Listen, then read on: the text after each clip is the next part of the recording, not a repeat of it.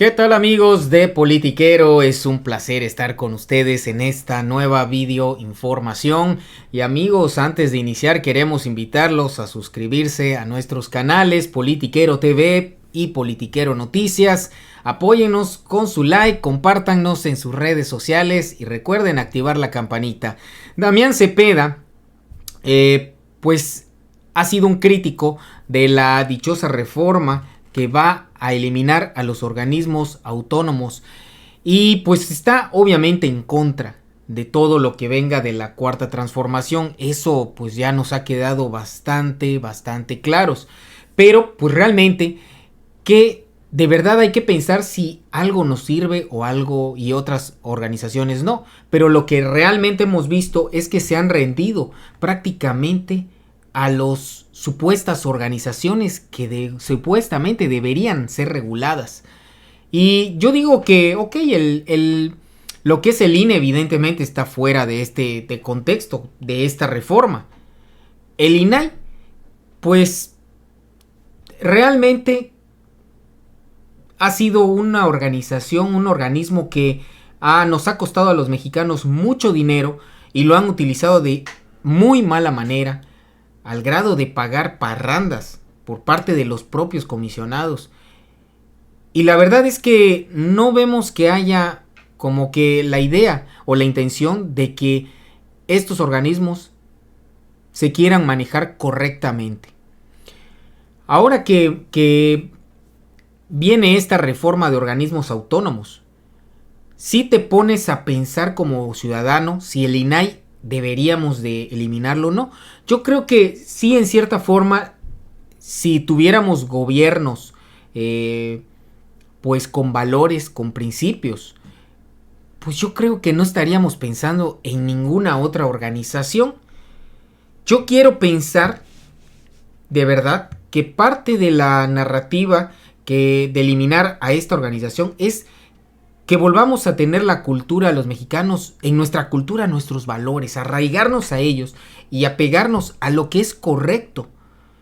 Y no basarnos en la idea de lo que hicieron los priistas y los panistas. Así que, esta es la opinión de Damián Cepeda y escúchenla con atención porque sí dice algunas cosas interesantes, pero más interesantes es la respuesta que le dieron. Sí, fíjate, te decía entonces que esta lógica avanzó así. Temas muy técnicos o de conflicto de interés que se pensaba que era mejor independiente. Y el tema a mí que me parece más dañino de esta reforma, ahí sí no estoy de acuerdo de manera muy puntual en que desaparezca, es el INAI. Es el órgano encargado de la transparencia y del acceso a información y protección de datos personales. Por mí se puede llamar como sea. Sí. Eso no es el tema. Y claro que puede sufrir modificaciones, ser menos comisionados, todo debe, eso, ¿no? Yo no me meto. Incluso debe. Pudieras hacerlo más delgado, lo que quieras. Sí. Lo que creo que debe sobrevivir es la función independiente de garantizar acceso a información. ¿Por qué? Porque existe el INAI. Tú, cuando quieres tener acceso a una información pública de cualquier gobierno, ya olvídate, sí. Morena es un gobierno federal, estatal o municipal, se la pides. Si el gobierno te la niega, te vas con el INAI o a nivel local con los órganos locales que van a desaparecer. Y es un tercero autónomo que decide si tienes derecho o no a tener esa información. Entonces, lo que hoy la reforma hace es que le regrese esa función al propio gobierno. Entonces, imagínate, vas a ir tú con el gobierno, vamos a suponer que vas a la Secretaría de Defensa Nacional o a la Secretaría de Infraestructura y le pides información, como ya pasó, del Tren Maya o de Dos Bocas. Dicen que no, como ya pasó, que la negaron.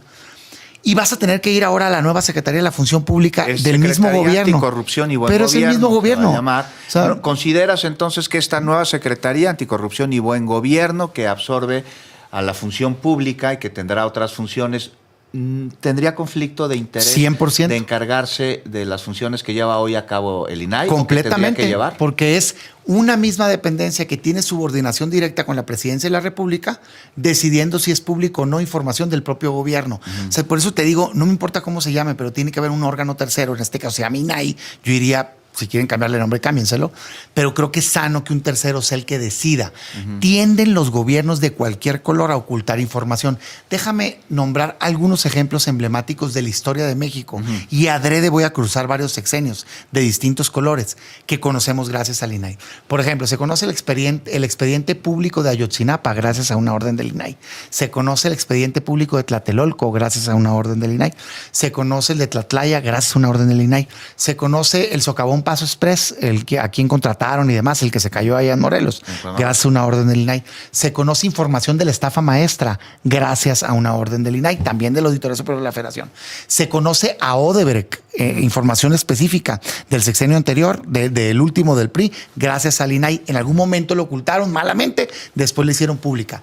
Pero también información de los padrones de beneficiarios de los programas sociales del gobierno anterior de Morena.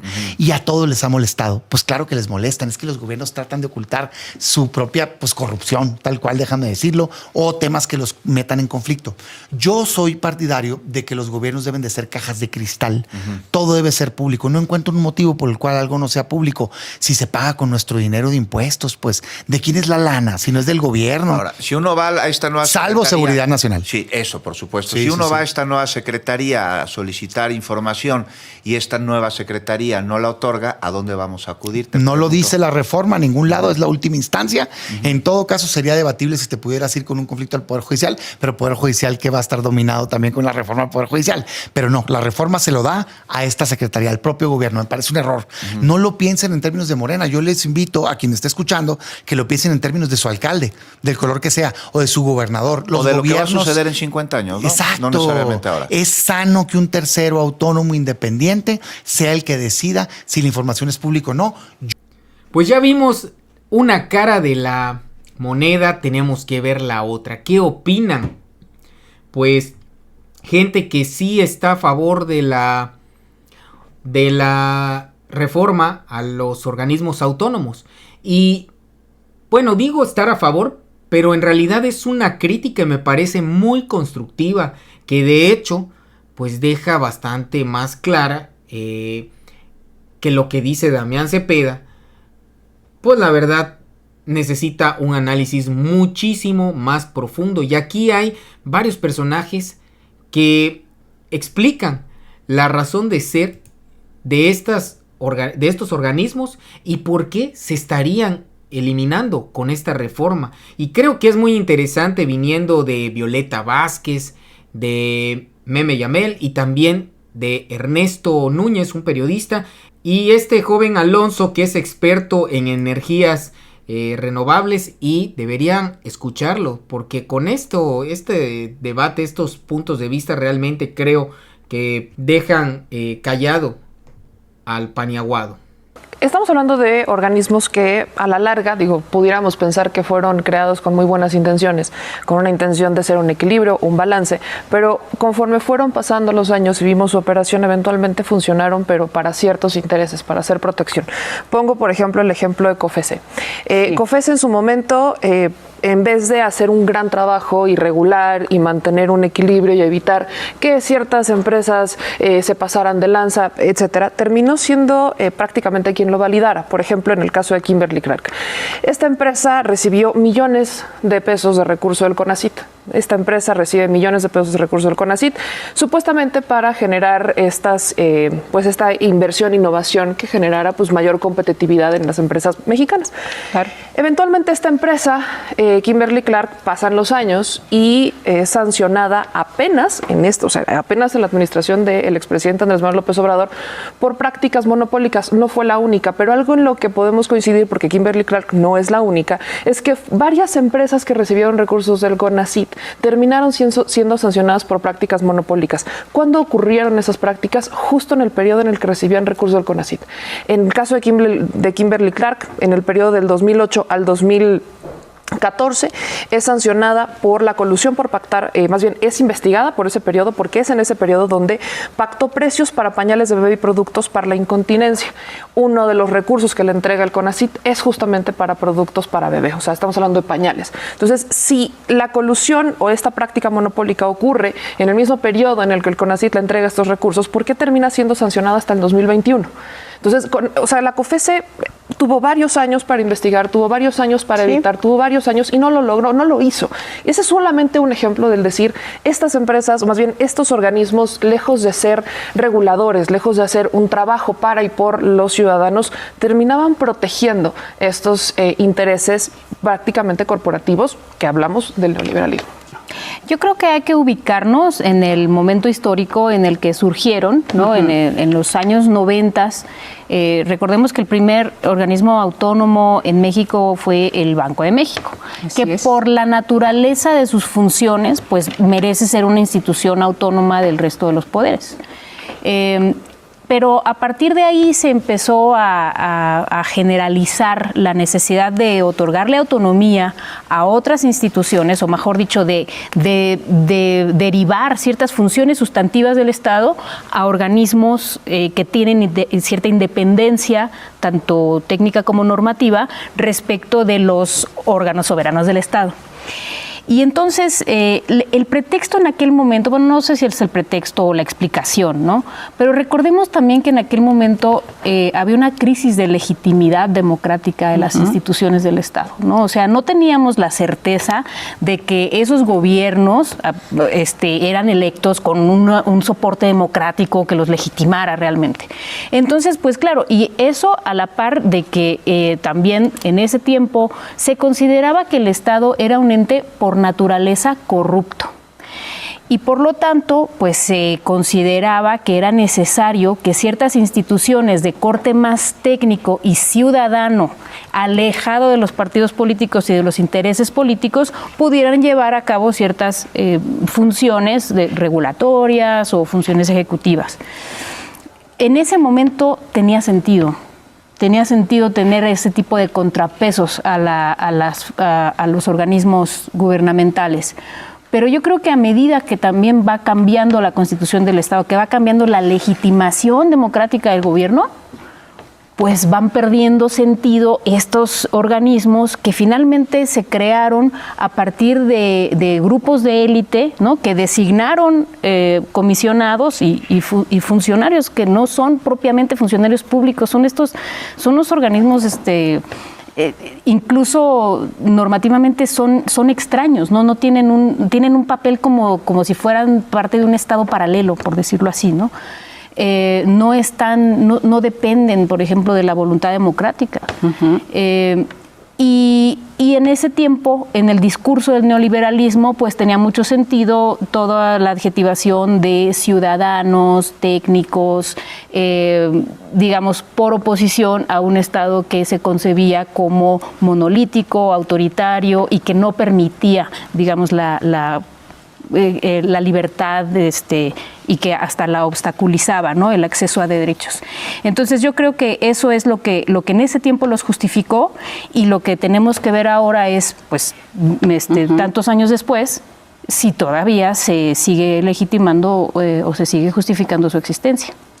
Veo yo que estos órganos son parte fundamental de ese modelo de cambio estructural económico que pasa de decir, bueno, estos sectores que consideramos y que todavía consideramos esenciales, estratégicos, los vamos a privatizar, pero vamos a privatizar con un órgano autónomo que los regule y que, digamos, termine sometiendo al poder económico a lo que es mejor para los ciudadanos. Esa es la idea original, ¿no? Lo que termina pasando en México y en el mundo es que terminaron siendo capturados, precisamente por esos a quienes iban a regular, y terminan justamente volviéndose una puerta giratoria. En todos lados, lo vemos en España, Estados Unidos, México mismo, Gran Bretaña, siempre vemos que los grandes funcionarios de los órganos reguladores terminan 1 o 2 años, el tiempo legal que sea, que tengan que esperar, y terminan siendo parte de las empresas a las que regularon, y por lo general de las empresas a las que favorecieron, ¿no? Que está todavía peor. Entonces, en todo el mundo pasó eso, y lo mismo pasó en México, ¿no? Y lo vemos como una parte fundamental de cómo se fue liberalizando la economía en algunos sectores y en sectores donde no se liberalizaba hasta el 2013, cómo fueron permitiendo esa privatización silenciosa, ¿no? Como por ejemplo el tema energético, ¿no? Y se hizo una privatización silenciosa y de la mano de criterios que la Suprema Corte de Justicia sostuvo, que también hay que recordar que es otro gran pilar del neoliberalismo, como Zedillo capturó por completo la Suprema Corte de Justicia y mantuvo esa captura ideológica durante 30 años, ¿no? Esos dos engranes se juntaron para que pudieran ir generando ese tipo de estructuras, de cambio estructural económico que se daba ahí. Estamos hablando de estructuras que por supuesto tenían un sentido, que de manera genuina eran necesarias, pero eventualmente se vuelven parte del sistema. Entonces pasan de ser un equilibrio, pasan de ser una legitimidad que no tiene el gobierno a ser parte de un sistema corrupto y cooptado. Por ejemplo, tenemos como desde el IFT, desde COFESE, desde varias de estas instituciones, lejos de hacer su trabajo, lejos de cumplir con sus obligaciones, terminaban validando actos completamente ilegales o actos que van en contra del Estado de Derecho perpetuados por las mismas empresas y empresarios que eventualmente financiaban o estaban detrás de los intereses de los gobernantes. Entonces, claro que estamos en un momento distinto donde no solo urge, sino vale la pena reevaluar quiénes son, por qué están y qué podemos hacer con ello, no solo por un tema de recursos o un tema presupuestal, sino también por un tema de hacia dónde tienen que ir estas facultades para que sí funcionen y no formen parte de un gobierno paralelo, llamémosle. Es decir, son reguladores cooptados por sus regulados. El INAI tiene también, digamos, sus pecados. Yo te diría, para mí el colmo fue el día que la licenciada Jimena Puente pasó de ser presidenta del IFAI de 2014 a 2017 a diputada del PRI en 2018, de la bancada postulada por Peña Nieto. Me parece que fue un fuera máscaras que le hace tanto daño a las instituciones.